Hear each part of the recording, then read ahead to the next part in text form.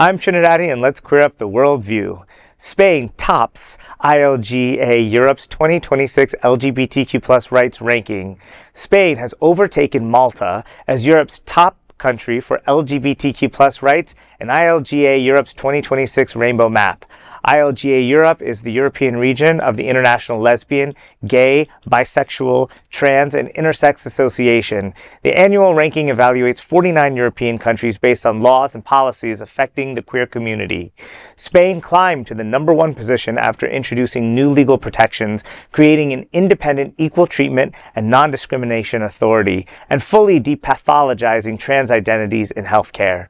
Deputy Director of ILGA-Europe, Katrin Hugendubel, said, quote, Spain's #1 ranking is a strong example of what becomes possible when a government makes a deliberate choice to advance equality rather than retreat from it. We see the same spirit in leaders like Zohran Mamdani in New York, who are refusing to bow to the authoritarian pressure of this moment and choosing instead to stand with their communities, end quote. Joining Spain in the top 5 were Iceland, Belgium, and Denmark. The United Kingdom ranked mid-table with a score of 44%, while Russia and Azerbaijan placed last with scores of just 2%. I love what Spain did as a country. When they saw that there's so much homophobia going on and violence and attacks on their people, they decided to form a commission. And it's something that I hope that after our current administration here in the U.S.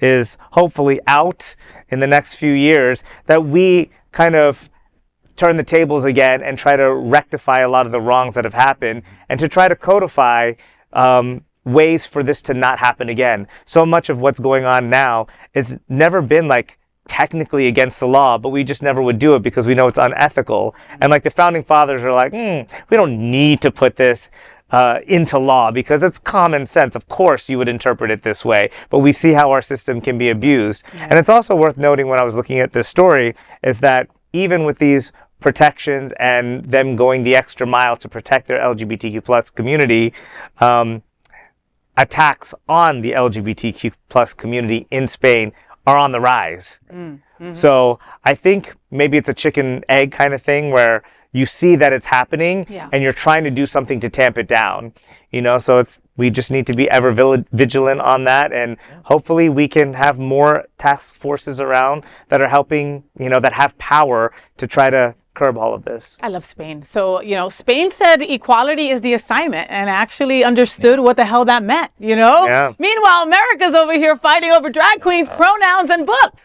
Yeah. Like it's a group project nobody studied for, Barcelona is called, Sitges is calling. Have you been to Sitges? The most beautiful, magical, gay paradise on earth is Sitges, okay? It is just so beautiful and loving, I mean, it makes you happy to be gay. But Trini, do you know what they call single people in Spain? Barceloners. Wow. What do you want to do with it? Where you want to go with that? I want to say that, back to your comment, Sitges has been on my #1, like my top 4 places to see in the next few years. They will eat you up. And I think with that kind of welcoming attitude to LGBTQ+, we should be having more of our festivals and international stuff going on there so we can show that we're rewarding with economic and tourism dollars to places that are, supporting us. Amen. And one more serious. Oh, God. No, one more. Okay. Seriously, do you know what you call Spanish bankers? Also Barceloners. Great. Okay. All right. There is no other queer nonprofit media platform like this. Don't get your day job.